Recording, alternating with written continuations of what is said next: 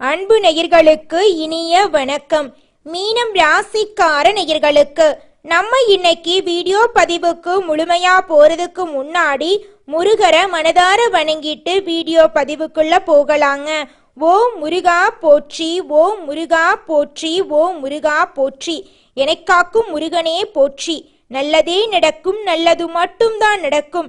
நம்மளுடைய மீனம் ராசிக்காரங்களை பொறுத்த வரைக்கும் உண்மைக்கு புறம்பா எந்த காலத்திலையும் எந்த ஒரு செயலையும் செய்ய மாட்டாங்க. அனுதினமும் ஆண்டவனே துணை என்று வாழக்கூடியவங்களா இவங்க இருக்காங்க. இதனால இவங்க பயங்கரமான புத்திசாலியா இருக்காங்க. இவங்கள அவ்வளவு சீக்கிரமா யாராலையும் ஏமாத்த முடியாதுங்க. இவங்களுக்கு நிகர் இவங்களாதான் இருக்க முடியுங்க. இவங்க நினைச்சா மட்டும்தான் எதையும் இழக்கவும் முடியும், எதையும் பெறவும் முடியும். இவங்க எல்லார்கிட்டையும் ஈஸியா பழகிடுவாங்க. அதனால இவங்களோட ஃப்ரெண்ட்ஷிப் வட்டாரம் அதிக லெவல்ல இருக்குதுங்க. ஏங்கம்மா நீங்க வேற எங்களை பார்த்து நலமா இருக்கீங்களான்னு கேக்குறீங்களே. எங்க வாழ்க்கையில இருக்கக்கூடிய பிரச்சனைகளை பார்த்தா நாங்க இந்த பூமியில வாழ்றதே பெரிய கஷ்டமா தெரியுது. நாங்க எப்படிமா நலமா வாழ முடியும் அப்படின்னு உங்க மனசுல நினைக்கிறது புரியுதுங்க. மீனம் ராசிக்காரர்களே, உங்க வாழ்க்கையில இருக்கக்கூடிய அனைத்து பிரச்சனைகளுக்கும் தீர்வு கிடைக்க போகுது. ஆமாங்க, இந்த மாதம் ஏற்படக்கூடிய கிரகநிலை மாற்றத்தின் மூலமாக இருள் சூழ்ந்த உங்கள் வாழ்க்கையில பிரகாசம் பெறப்போகுது. உங்க வாழ்க்கையில இது நாள் வரைக்கும் இருந்த தடை தாமதம் எல்லாமே காணாம போக போகுது.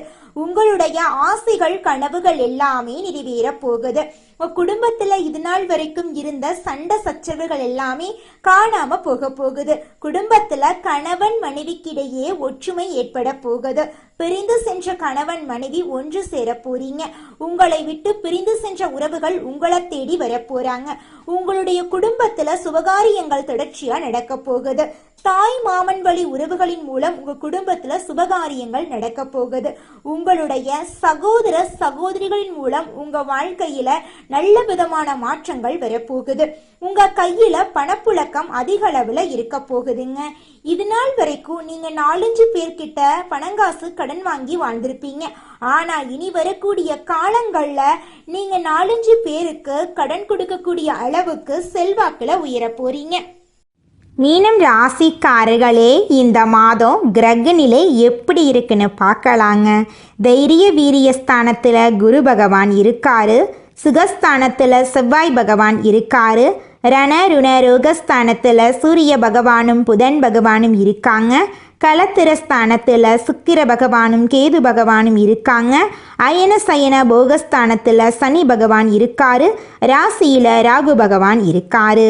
இந்த கிரகநிலை மாற்றத்தின் மூலமாக இருள் நிறைந்த உங்கள் வாழ்க்கையில் பிரகாசம் வரப்போகுது. உங்கள் வாழ்க்கையில் இனி வரக்கூடிய காலங்களில் கவலை கஷ்டம் அப்படிங்கிற பேச்சுக்கெல்லாம் துளிக்கூட இடம் கிடையாதுங்க. உங்கள் வாழ்க்கையில் இது நாள் வரைக்கும் தடைபட்ட அனைத்து காரியங்களுமே இனி வரக்கூடிய காலங்களில் தங்கு தடையின்றி நடக்க போகுதுங்க. உங்கள் கையில் பணப்புழக்கம் அதிக லெவலில் இருக்க போகுதுங்க. உங்கள் வாழ்க்கையில் சந்தோஷம் நிலச்சிருக்க போகுதுங்க. மீனம் ராசிக்காரர்களே, புதிதாக அறிமுகமாகக்கூடிய நபர்கள்கிட்ட உடனே நெருக்கம் காட்ட வேண்டாங்க. கடந்த கால இழப்பு, மனவேதனை, துரோகங்கள், கடன் பிரச்சனை போன்ற கவலைகளை முழுமையாக யார்கிட்டையும் சொல்ல வேண்டாங்க. வெளிநபர்களிடம் உங்கள் கடந்த காலத்தை பற்றி பகிர்ந்து கொள்ளாதீங்க. கணவன் மனைவி, தாய் தந்தை போன்ற நெருங்கிய உறவுகளிடம் மறைக்க வேண்டாங்க. வெளிநபர்களிடம் கவனமாக இருங்க.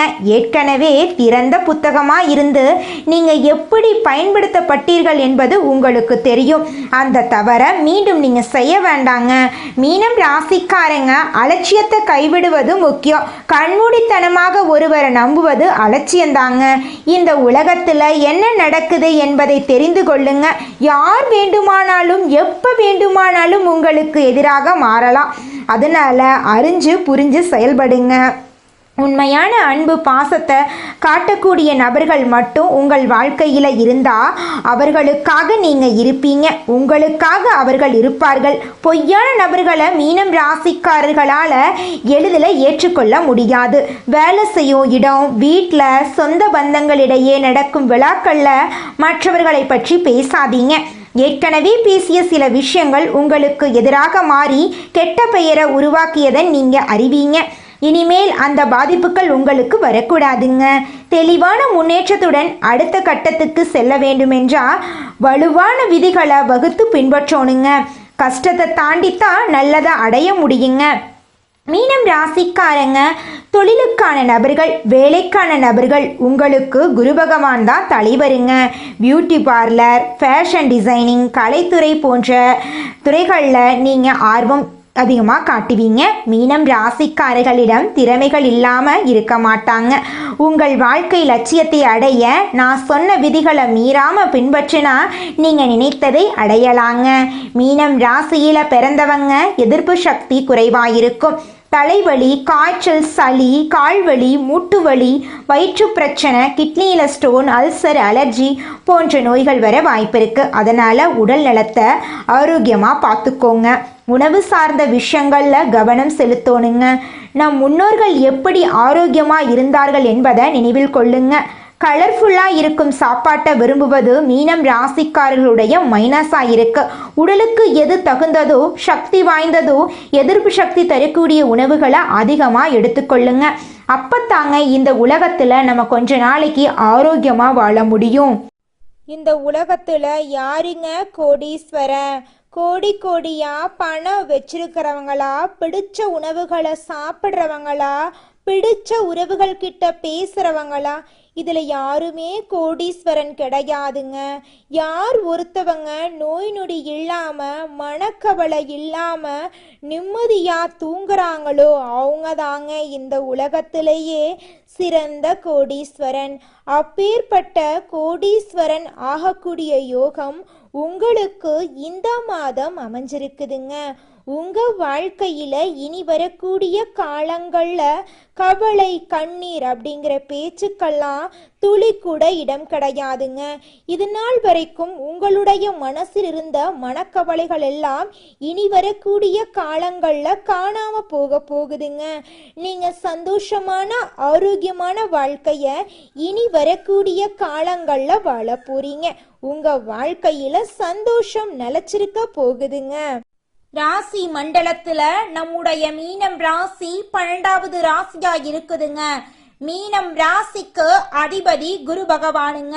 பூரட்டாதி 4ஆம் பாதம், உத்திரட்டாதி, ரேவதி ஆகிய நட்சத்திரங்களில் பிறந்தவங்க மீனம் ராசியை சேர்ந்தவங்களா கருதப்படுறாங்க. நம்மளுடைய மீனம் ராசிக்காரங்களுக்கு நட்பு ராசியா இருக்கக்கூடியவங்க யாருன்னு பார்த்தீங்கன்னா கடகம், விருச்சிகம், மீனம், ரிஷபம், மகரம் இவங்க எல்லாரும் நம்மளுடைய மீனம் ராசிக்காரங்களுக்கு நட்பு ராசியா இருக்காங்க. மீனம் ராசியில பிறந்தவங்க இயல்பாகவே இரக்க குணம் கொண்டவங்களா இருக்காங்க. இவங்களுடைய அழகான பேச்சால எதிரிகளை நண்பனாக்கக்கூடிய அளவுக்கு இவங்களுடைய பேச்சுக்கு திறமை இருக்குதுங்க. உண்மைக்கு புறம்பா எந்த காலத்திலையும் எந்த ஒரு செயலையும் இவங்க செய்ய மாட்டாங்க. அடுத்தவங்க செய்ய முடியாதுன்னு ஒதுக்கி வச்ச காரியத்தை கூட அழகா திட்டம் தீட்டி முயற்சி பண்ணி அந்த காரியத்துல வெற்றி அடையக்கூடியவங்களா இவங்க இருக்காங்க. நீங்கள் இந்த நிமிஷம் வரைக்கும் உங்களுக்காக வாழ்க்கையை வாழறதே கிடையாதுங்க. உங்களை சுற்றி இருக்கிறவங்களுக்கு பயந்து தாங்க வாழ்க்கையை வாழ்ந்துக்கிட்டு இருக்கீங்க. நாம் இந்த செயலை செஞ்சால் நம்மளை சுற்றி இருக்கிறவங்க நம்மளை பற்றி தப்பாக நினச்சிருவாங்களோ, இந்த சொன்னால் நம்மளை பற்றி அவங்க தப்பாக நினச்சிருவாங்களோ அப்படின்னு அடுத்தவங்களை கண்டு பயந்து வாழ்க்கையில் எந்த ஒரு செயலையும் செய்யாமல் ஒரே இடத்துல நீங்கள் முன்னேறாமல் நின்றுக்கிட்டு இருக்கீங்க. இனி வரக்கூடிய காலங்களையாவது யாரை கண்டும் அச்சப்படாம கடவுளை கண்டு மட்டும் பயந்தா மட்டும் போதுங்க. வேற யாரை கண்டும் நீங்க பயப்பட வேண்டாம். கடவுள் இந்த உலகத்துல உங்களை எதுக்காகங்க படைச்சிருக்காரு? உங்களுக்காக நீங்க வாழணும் அப்படிங்கறக்காக தான் படைச்சிருக்காரு.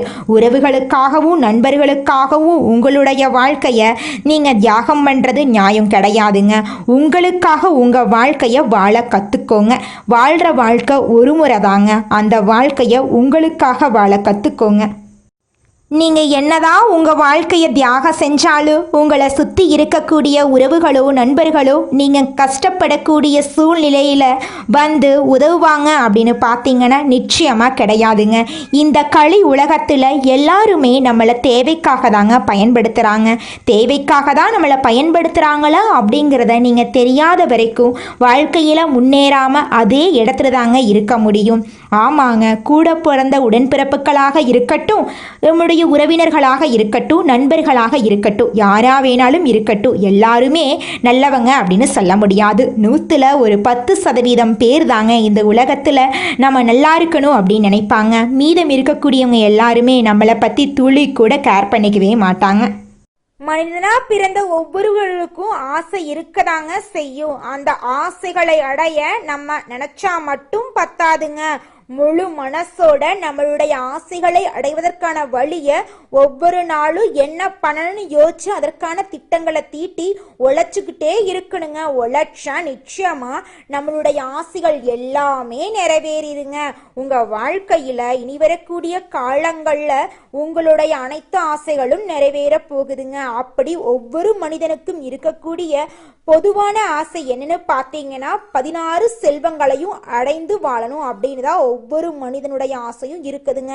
பணம் வேணும், பதவி வேணும், புகழ் வேணும், கௌரவம் வேணும் அப்படின்னு தான் ஒவ்வொரு மனிதனும் தினமும் வாழ்ந்துகிட்டு இருக்கான். அதை நோக்கிய பயணத்தை தான் ஒவ்வொரு நாளும் மனிதன் வாழ்ந்துகிட்டு இருக்கான். ஒவ்வொரு நாளையும் ரசிச்சு வாழ்றது கிடையாது எந்த ஒரு மனிதனும். போராட்டத்துல தாங்க இந்த உலகத்துல ஒவ்வொரு மனிதனும் வாழ்க்கைய வாழ்ந்துட்டு இருக்காங்க. குலதெய்வம் எங்கேயோ இருக்குது, என்னமோ இருக்குது அப்படிலாம் நீங்கள் நினைக்க வேண்டாங்க. நீங்கள் எங்கிருந்தாலும் ஒரு தீபம் ஏற்றி வச்சு அந்த தீப ஒளியில் தெய்வங்கள் இருக்கிறாங்க அப்படின்னு நினச்சி வழிபாடு செய்யுங்க. குலதெய்வமே தெரியாவிட்டாலும் வீட்டில் தீபம் ஏற்றி வச்சு ஏதாவது ஒரு நல்ல நாளில் குலதெய்வத்தை நினச்சி வழிபாடு செய்யுங்க. குலதெய்வ வழிபாடு குலம் காக்குங்க, குலம் தலைக்கும். முதல்ல குலதெய்வம், அப்புறம் இஷ்டப்பட்ட தெய்வம், அப்புறம் உங்களுக்கு விருப்பப்பட்ட தெய்வங்க. எந்த கோயிலுக்கு போனாலும் என்ன பண்ணாலும் ஏற்றமில்லை அப்படின்னு நீங்க சொல்லுவீங்க. தினமும் எந்திரிச்ச உடனே சூரிய பகவான நமஸ்காரம் பண்ணுங்க. அவங்களுடைய அனுகிரகம் இருந்தா போதும். மற்ற கிரகங்கள் எல்லாம் சாதகமா இல்லைனா கூட பரவாயில்ல, அந்த சூரியனுடைய பிரகாசம் உங்க வாழ்க்கையவே பிரகாசமா மாத்திருங்க. அந்த வெளிச்சம் உங்களை வந்து சேருங்க. உங்க வாழ்க்கையில் இருக்கக்கூடிய கண்ணீரெல்லாம் கரைஞ்சு போயிருங்க. உங்களுடைய வேலை மற்றும் வருமானத்தை பத்தி அதிகமா வெளியில சொல்லாதீங்க. நீங்க எந்த அளவுக்கு ஷேர் செய்கிறீர்களோ அந்த அளவுக்கு தடைகள் வருங்க. உங்கள் ஜாதகம் நன்றா இருந்தாலும் வேலையில முன்னேற்றம் இல்லை என்றால் இந்த விஷயத்தை பின்பற்றி பாருங்க. வேலைக்கான முன்னேற்றத்தை மட்டும் எதிர்கொள்ளுங்க.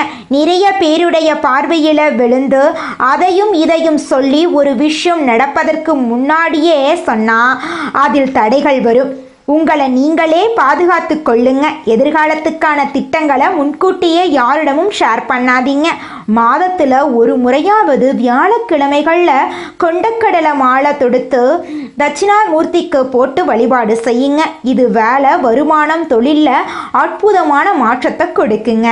தொழில் மற்றும் வேலையில் மற்றவர்களுடைய ஆலோசனையை விட நீங்கள் எடுக்கும் முடிவு தான் பெரும்பாலும் உங்களுக்கு கை கொடுக்கும். யார் என்ன ஐடியா சொன்னாலும் சரியா, கரெக்டாக வருமா, லாபம் கிடைக்குமா என்று நீங்கள் யோசித்து கற்றுக்கொள்ளுங்க. இந்த பதிவில் சொன்ன கணிப்புகள், விதிமுறைகள் உங்கள் வாழ்க்கைக்கு ரொம்பவும் முக்கியமாக இருக்குங்க. எதிர்காலம் நன்றாக இருக்க வேண்டும் என்று நினைக்கிறீர்கள், முயற்சிகள் எடுக்கிறீர்கள், ஆனால் ஏதோ ஒரு விஷயம் தடுக்குது என்று நினைப்பவர்கள் நான் சொன்ன விஷயங்களை அனலைஸ் பண்ணி பாருங்க.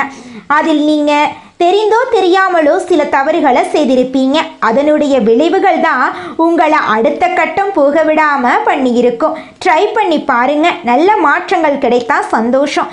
இறைவனுடைய வழிபாடு உங்களுக்கு எப்படி நல்ல மாற்றத்தை கொடுக்கும் என்று நம்புகிறீர்களோ அதே போல உங்கள் எண்ணங்களும் சிந்தனைகளும் எதிர்காலத்தை உருவாக்குங்க. இன்று உங்கள் கண்ணில் படக்கூடிய ஒவ்வொரு காட்சிகளும், காதில் விழக்கூடிய ஒவ்வொரு வார்த்தைகளும் காரணமில்லாமல் விழவில்லை. அதற்கும் ஒரு கனெக்டிவிட்டி இருக்குதுங்க. உங்களுடைய எண்ணம் போலதாங்க உங்கள் வாழ்க்கை அமையும் நிச்சயமா.